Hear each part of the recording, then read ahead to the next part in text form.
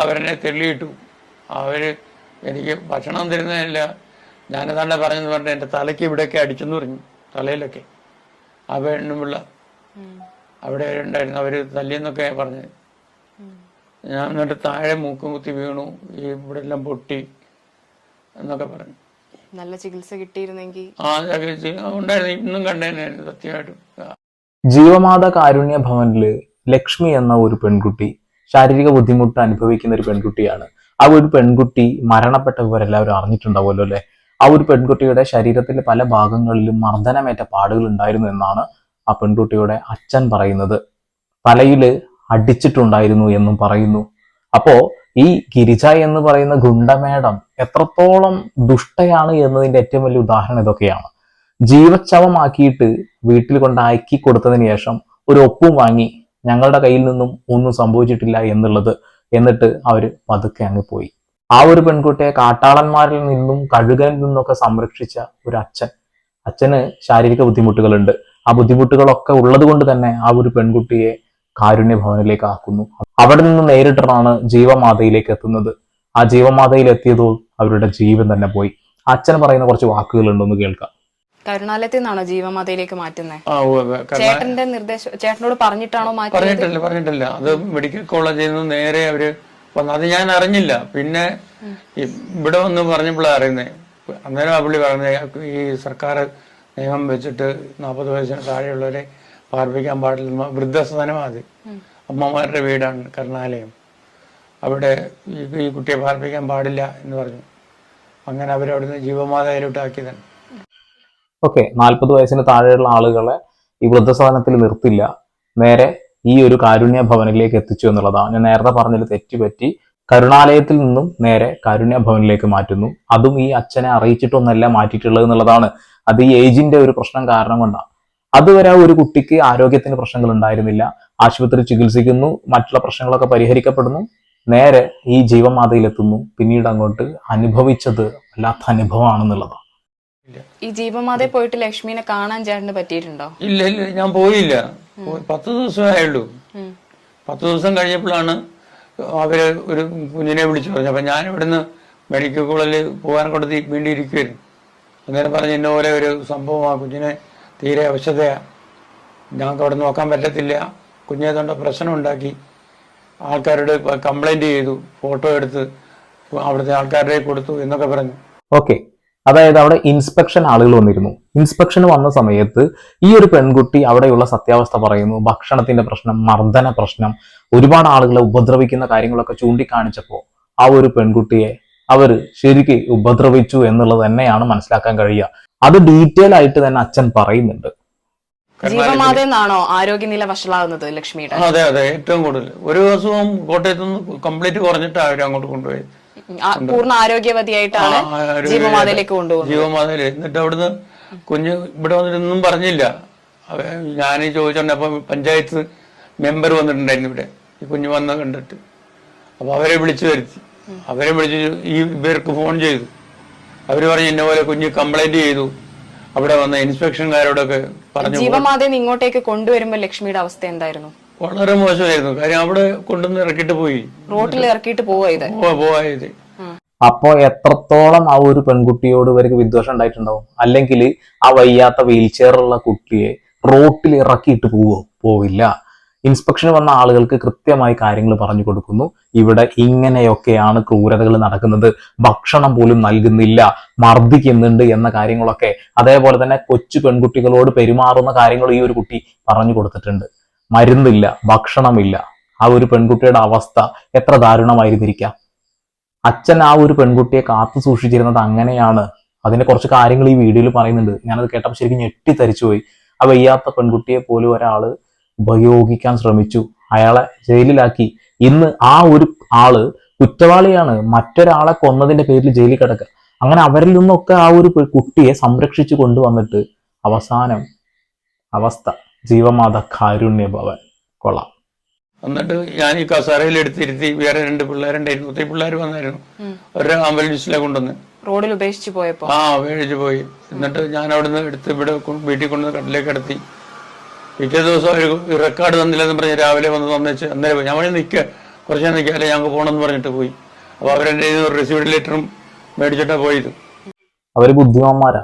ഇനി കേസ് കൊടുത്താലും ഒന്നും സംഭവിക്കില്ല. കാരണം ആ ഒരു കുട്ടിയെ ഞങ്ങൾ ഇതാ കൃത്യമായി സുരക്ഷിതമായി നിങ്ങളുടെ അടുത്തേക്ക് എത്തിച്ചു എന്ന് പറഞ്ഞ് എഴുതി ഒപ്പിട്ട് വാങ്ങി. ആ ഒരു കുട്ടിക്ക് ശാരീരികമായ ബുദ്ധിമുട്ടുകളൊന്നുമില്ല, ഒരു പ്രശ്നവും ഇല്ല എന്ന് എഴുതി വാങ്ങിയിട്ട് അവർ നൈസായിട്ട് മൂടും തട്ടിപ്പോയി. ആ ഒരു പേപ്പർ മതി അവർക്ക് ജയിലിൽ പോവാതിരിക്കാനുള്ളത്. കോടതിയിൽ അത് മതി. ബുദ്ധിമാന്മാരാ. പേപ്പറിൽ ഒപ്പിട്ട് ഞാൻ ആളിനെ എവിടെ എത്തിച്ചെന്ന് പറയും. എന്തെങ്കിലും മർദ്ദനമേറ്റ പാടോ അങ്ങനെ എന്തെങ്കിലും ഉണ്ടായിരുന്നു? ഇല്ല. അത് കഴിഞ്ഞ് 2 ദിവസം കഴിയുമ്പോഴാണ് ആശുപത്രി പോയി റാന്നിയിൽ. അന്നേരം പറഞ്ഞു അപ്പ ഞാൻ ബാത്റൂമിൽ വീണു. ഒത്തിരി അവിടുന്ന് ബാത്റൂമിൽ പോകണം, ഇത്തിരി വീട് പോകണമായിരുന്നു. ഞാനിവിടെ ഇതിനകത്ത് തന്നെ ബാത്റൂം ഉണ്ടാക്കിയിട്ടുണ്ട്. കുഞ്ഞിന് നടന്നിങ്ങനെ പോകാൻ പറ്റില്ല, സ്ലിപ്പാവും. ഈ ടൈലേ പാടുകൾ ഉണ്ടായിരുന്നു. പുറത്തെല്ലാം ഇങ്ങനെ പൊട്ടൽ പോലെയൊക്കെ ഉണ്ട്. പൊട്ടലെല്ലാം ഇങ്ങനെ ചൊറിഞ്ഞ് അത് ചൊറിയാന്ന് വിചാരിച്ചിരിക്കുമായിരുന്നു. ഞാൻ പറഞ്ഞു അപ്പൊ എന്റെ തലയ്ക്ക് അടിക്കുകയൊക്കെ ചെയ്തെന്ന് പറഞ്ഞവര്. ലക്ഷ്മി പറഞ്ഞു. പറഞ്ഞായിരുന്നു. ചൊറിഞ്ഞ പാടാണെന്ന് കരുതി, പക്ഷെ നല്ല തലക്കടിച്ചിട്ടുണ്ട്. ഈ തല അടിച്ചു എന്ന് മനസ്സിലാവാനുള്ള കാരണം എന്താ വെച്ചിട്ടുണ്ടെങ്കിൽ ഈ ഒരു പെൺകുട്ടിയുടെ തല മുണ്ടനം ചെയ്തിട്ടുണ്ടായിരുന്നു. അതെന്താ വെച്ചാൽ ആശുപത്രിയിൽ നിന്ന് മുടിയൊക്കെ മുട്ടയടിച്ചിട്ടാണ് ഈ ജീവകാരുണ്യം ഭവനിലേക്ക് വിട്ടിട്ടുള്ളത്. അവിടത്തേന് ശേഷം തലയിൽ നന്നായി അടിച്ചു. എന്തുകൊണ്ടാന്ന് വെച്ചിട്ടുണ്ടെങ്കിൽ വീൽ ചെയറിലാണ് കുട്ടി, പ്രതികരിക്കില്ല, ആകെ സംസാരിക്കാനേ കഴിയുള്ളൂ. അതുകൂടി അവസാനിച്ചാൽ കൊള്ളാം എന്നുള്ള ധാരണയിലാകാം ഇൻസ്പെക്ഷൻ വന്ന ആളുകളോട് പലതും പറഞ്ഞതല്ലേ. അതാണ്, അത്രക്ക് ക്രൂരമായി മർദ്ദിച്ചിരുന്നു. പക്ഷെ ഇവർക്ക് കേസുമായി പോവാൻ പറ്റില്ല. ഇദ്ദേഹം ഓൾറെഡി ഒരുപാട് തവണ ഹോസ്പിറ്റലൈസ്ഡ് ആയ ആളാണ്. അയാൾക്ക് ശാരീരിക ബുദ്ധിമുട്ടുകളുണ്ട്. സ്വന്തം ഭാര്യ മരിച്ചുപോയതാണ്. ഈ ഒരു കുഞ്ഞുമായിട്ട് ഒറ്റക്കായിരുന്നു ജീവിച്ചിരുന്നത്. ആരും സഹായിക്കാൻ ഇന്നുമില്ല, അന്നുമില്ല. ഇനി എന്തെങ്കിലും ഉണ്ടാവുമോ തോന്നുന്നുമില്ല. തലയ്ക്ക് തട്ടുകയും തലയിലെല്ലാം ഇങ്ങനെ പൊട്ടി ഇങ്ങനെ ചെറിയ ചെറിയ പുണ്ണ് വന്നിട്ട് അതെല്ലാം കരിഞ്ഞു പോയിരുന്നില്ലായിരുന്നു. മരുന്നൊന്നും കഴിക്കത്തില്ലായിരുന്നു. മരുന്നും കഴിച്ചില്ല, ഭക്ഷണവും കഴിച്ചില്ല, ബ്ലഡ് ഇല്ല. ഒരു പോയിന്റേ ഉള്ളായിരുന്നു റാന്നി ചെന്നപ്പോൾ. അതായത് ജീവമാതയിൽ കൊണ്ടുപോകാൻ ബ്ലഡും ഇല്ല. ഇവിടെ അവിടെ പോയി ഒരു കുഴപ്പമില്ല. ഗവൺമെന്റ് ഹോസ്പിറ്റലിൽ നിന്നല്ലേ വിട്ടേ. ഒരച്ഛന്റെ ദയനീയമായിട്ടുള്ള അവസ്ഥയാണ് കേൾക്കുന്നത്. നമുക്ക് ആരോഗ്യമുണ്ട്, നമുക്ക് അങ്ങനെ എന്തെങ്കിലും സംഭവിച്ചു കഴിഞ്ഞാൽ നമ്മൾ അതിനെ കൃത്യമായ രീതിയിൽ പ്രതികരിക്കും. നമുക്ക് കൂച്ചുണ്ട്, ശബ്ദം, ആ ശബ്ദം വെച്ചുകൊണ്ട് നമ്മൾ പ്രതികരിക്കും. ഇത്തരം മാധ്യമങ്ങളിലൂടെ പ്രതികരിക്കും. അയാൾക്ക് ഒരു നേരത്തെ ഭക്ഷണം പോലും കഴിക്കാൻ വകുപ്പില്ല. പെയിന്റിങ്ങിനും കാര്യങ്ങൾക്കൊക്കെ പോയിട്ട് ജീവിക്കുന്നത്. അദ്ദേഹം കഷ്ടപ്പെട്ടാണ് ജീവിക്കുന്നത്. ആ ഒരു കുട്ടിക്ക് ഇങ്ങനെ ഒരു അനുഭവം ഉണ്ടായി എന്ന് കരുതിക്കൊണ്ട് ആൾക്ക് രംഗത്തിറങ്ങാൻ കഴിയില്ല. അത് വല്ലാത്തൊരവസ്ഥയാണ്. അത്തരം അവസ്ഥയിലൂടെ കടന്നു പോകുന്ന ആളുകൾക്ക് അത് മനസ്സിലാവുള്ളൂ.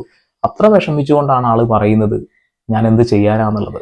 അങ്ങനെ ഞാൻ എന്ത് ചെയ്യാനാ എന്ന് പറയുന്ന ആളുകൾക്ക് നമ്മൾ തന്നെയാണ് ശബ്ദമാകേണ്ടത്. നമ്മുടെ ആരോഗ്യം പോലും അതിന് ഉപയോഗിക്കുക എന്നുള്ളതാണ്.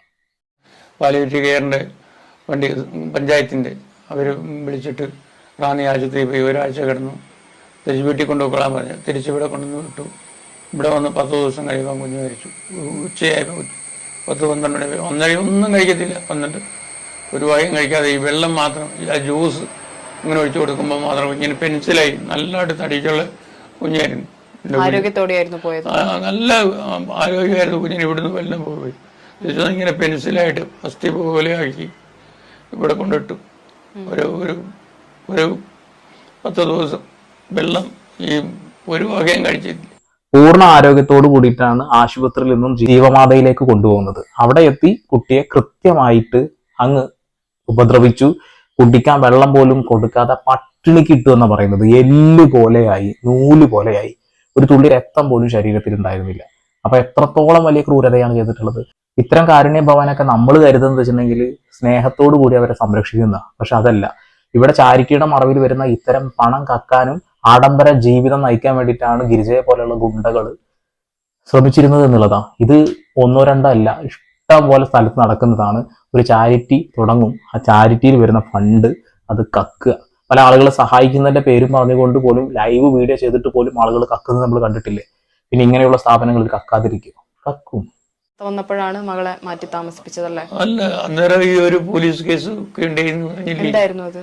അത് ഒരാള് കുഞ്ഞിന് ഇവിടെ തന്നെ കിടക്കായിരുന്നു. ഇവിടെ നിന്ന് TV കണ്ടുകൊണ്ട്. അപ്പൊ ഒരാൾ കള്ളുകൂടിയാൻ വന്നിട്ട് ഒരു വഴക്കുണ്ടാക്കി. അതൊക്കെ ഈ കഥ ചവിട്ടി പറിച്ചിട്ട് കുഞ്ഞിന്റെ കൈക്കൊക്കെ കയറി പിടിച്ചു. അതിനാ റാന്നി പോലീസ് സ്റ്റേഷൻ കേസൊക്കെ ഉണ്ടാക്കി ആ പുള്ളിയെ അകത്താക്കി. അതിന്റെ കാരണത്തിലാണ് കർണാലയത്തിൽ വിടാനുള്ള കാരണം. ആള് പെയിന്റ് പണിക്കും കാര്യങ്ങൾക്കൊക്കെ കൂലിപ്പണിക്കൊക്കെ പോയിട്ട് ആ കുട്ടിയെ നല്ല രീതിയിൽ നോക്കിയിരുന്നു. മരുന്നും കാര്യങ്ങളൊക്കെ ഒപ്പിച്ച് എങ്ങനെയെങ്കിലുമൊക്കെ കൊടുത്തിരുന്നു, ഭക്ഷണം കൊടുത്തിരുന്നു. പക്ഷെ അതിനിടയിലാണ് ഈ ഒരു ക്രൂരൻ ആ ഒരു പെൺകുട്ടിയെ ഉപദ്രവിക്കാൻ വന്നത്. ഈ ഉപദ്രവിക്കാൻ വന്ന ആൾക്കെതിരെ കേസ് കൊടുത്തിട്ടുണ്ടായിരുന്നു.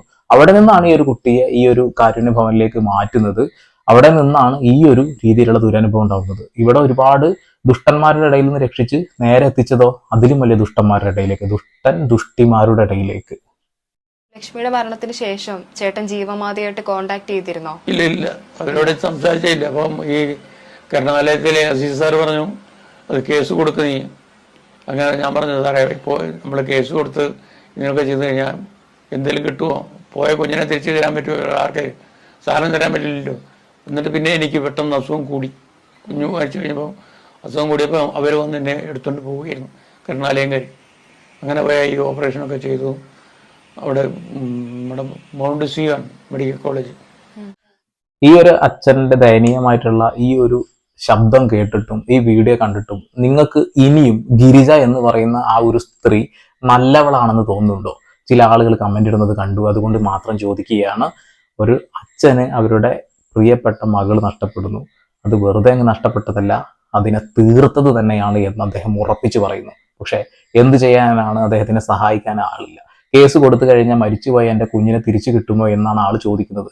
ന്യായമായ ചോദ്യമാണ്. പക്ഷേ ഒരുപാട് ആളുകളെ ക്രൂശിച്ച, ഒരുപാട് ആളുകളെ ഇല്ലാതാക്കിയ ഈ ഒരു സ്ഥാപനത്തിനെതിരെ ശബ്ദിക്കാതിരിക്കുന്നത് ശരിയല്ലല്ലോ. നാളെയും ഇനിയും ഇത്തരം കാര്യങ്ങൾ ഉണ്ടാവാതിരിക്കാൻ വേണ്ടിയിട്ടെങ്കിലും പരമാവധി ഷെയർ ചെയ്യുക.